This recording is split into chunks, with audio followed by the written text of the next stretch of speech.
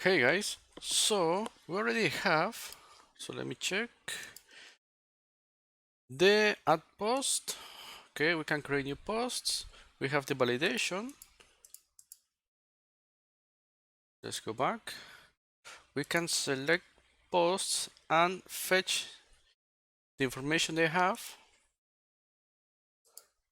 The localhost is working because if we refresh,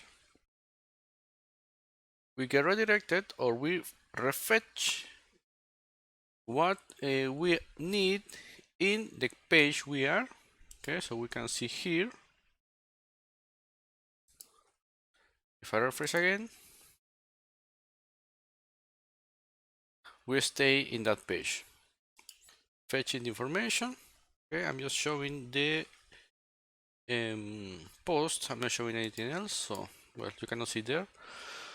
But okay, so what we have left, we still need to be able to edit. So let me just to edit this post and save the edit changes inside MongoDB. So let me see if we click submit. Okay, we have the edit post is not a function. So let's take a look at that. We are inside now the post component.ts. So go there and we will need to create, because we already have. So let's double click this or this one. Okay, so at least that opens on the other tab. So when we submit, where is my form? Okay, we add this ng submit. So when we submit, we will grab the edit form values, meaning the form control title, the content, and the cover. But the cover, we're going to handle the input or handle the event using this handle input, so we can receive the image. Okay, in case you got kind of confused there. So, and we need this edit post because we don't have that, so we will add that function next. So it's going to be, okay, just let me scroll down. Public edit post. We receive the form data, so let's add type form data. And since we already have the API here, this that API service that is update post, so we're going to receive the form data and pass it, and then pass the image, the subscribe, response, console.log. We can console the response of that call. So if we go to the service, because this is the first thing we added, API service is not that one, it's this one. So let's go to update post. You can see what we're doing. Okay, I already explained this in the first video where we created this service. So right now we are just connecting the service to the components. So I think that should be it. Let's say updated, and let's add maybe something here. Updated and submit. So if we close the panel, we're going to refetch, and the changes are saved. But you can add also that you close the panel when you click submit, but in case the user wants to do some other changes, that's why I keep the panel open. So we can edit this one. Let's maybe add this one and submit. Okay, so close panel, and you can see we have everything there. So this is just update, so we can actually now update everything else. So what we have left is the delete. So let's edit this one, because this one was created with another API. Well, not another API, but another application. That's why it looks like that. I'm not going to bother to add because this is inside MongoDB, and when we fetch, because it was added using another application, it cannot validate, okay, because it's coming from the server. So let's actually add some content to this so you can see that everything is working fine. Let's paste this one, choose file, I don't know, this one maybe, open and submit. Okay, you can see we received this data with the ID.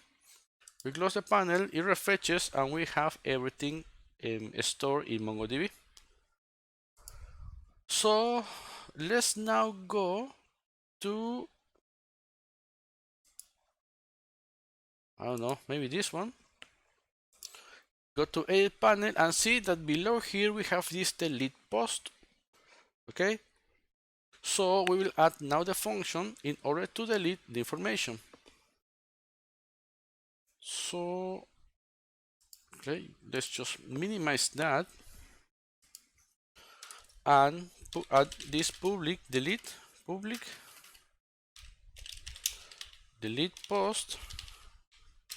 And remember, since we already have the service, we are just connecting everything to that service. We're connecting the components and the functionality to that service. So we're going to get the post ID, which no, it's not like that. So it's it's post ID here. I don't know what I say from data. Post ID, and we're going to receive this as a string, okay? This that API service that delete post. We will take a look at the function in a second inside the service, but since today is a different day, it was the weekend, so now it's Monday. So the last chapters, or the last lessons, I recorded those on Friday, so, and Thursday. So I don't know, I can't remember if I explained everything correctly, but let's just take a look at the delete post function in a second inside the API service. So here we're going to receive the response, and then we're going to say this router, because we want to navigate the user to the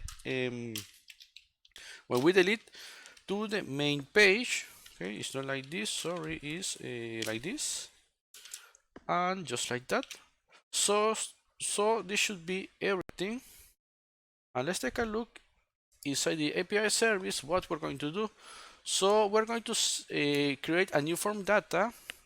We're going to append a new property, which is going to be the ID that matches the ID we are receiving from the component that is being gotten inside the params. Okay, and then we just send the request, the delete request, to this API endpoint using the ID in order to select the correct endpoint, and we pass the form data which contains the ID inside the body of the request. Remember that with this form data requests, we don't need to add any headers. Angular already adds the correct headers for us. So this should be all. So let's start deleting. You can see we delete that. So now, because this one was alone, okay, it was moved inside this set of tree. Okay, so you can see, we can also go to edit panel and delete post. So you can see that everything is changing. And if I go to uploads, we should have only 5, okay, and you can see we are deleting actually the files that are referenced inside the MongoDB document. So again, if you miss something about the API, or if you don't know how we got this API, I already have the course in the channel how to create that API with TypeScript. And also, I think I explained this before, but since we have the TypeScript node okay, and it's checking for the changes inside any TypeScript file, that's why we got an error when we are fetching or refetching something, because when this when the application, let me just check this one, okay, when the application, this is the Angular, refreshes, it actually triggers node in order to refresh everything else, so the API is also refreshed. That's why we are getting an error sometimes, because both instances, the front end and the back end or the API, are refreshing at the same time. Okay, so sometimes it takes a little bit, sorry, for the API to respond, and that's why we get a fetch error when we have inside when we are fetching the correct information inside Angular. Okay, so it's already 11 minutes, so I think that's all. But let me just explain something that is going to happen, and I did this for the MERN stack, so I think I should do the same for this. Of course, I'm going to fix that, but I will show you the error, or not error, but the problem. So if we delete this one, okay, so let's delete this one. We have one here, okay, new post for YouTube, and we have three here. So let's actually click this one and edit panel, go all the way down and delete post. Okay, so you can see we have this array, empty array. Why? Because remember that right now the current page is stored inside the, so let's go to application, inside the storage or local storage is 2, okay, but what happens, we only have 3 documents inside MongoDB right now, so that sets only one page, because we're filtering 3 by 3, okay, every time we move from one page to another, or one set of documents to another inside the API. That is how we're building the pagination, so you can check that also in the MERN, not MERN, sorry, in the API development course that I have in the channel. I will leave a link in the description. So that is the problem. We are storing the page number 2, but we only have one page because we only have 3 documents inside MongoDB. So let's click 1. Okay, so this is actually not an error. Well, it's you can consider this as an error, but it's not an error that is going to stop the application. It's a logical error that is still working. The application is still working, but it's not performing what we thought it would do. Okay, and that's why it's a logical error, because our logic is missing or is wrong in terms of the functionality that we want to display.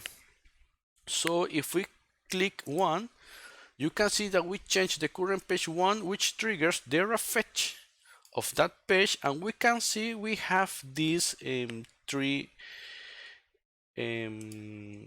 posts again. So I will do some changes, and in the next video we will fix actually this problem. Okay, so that's it for this video, and see you in the next one.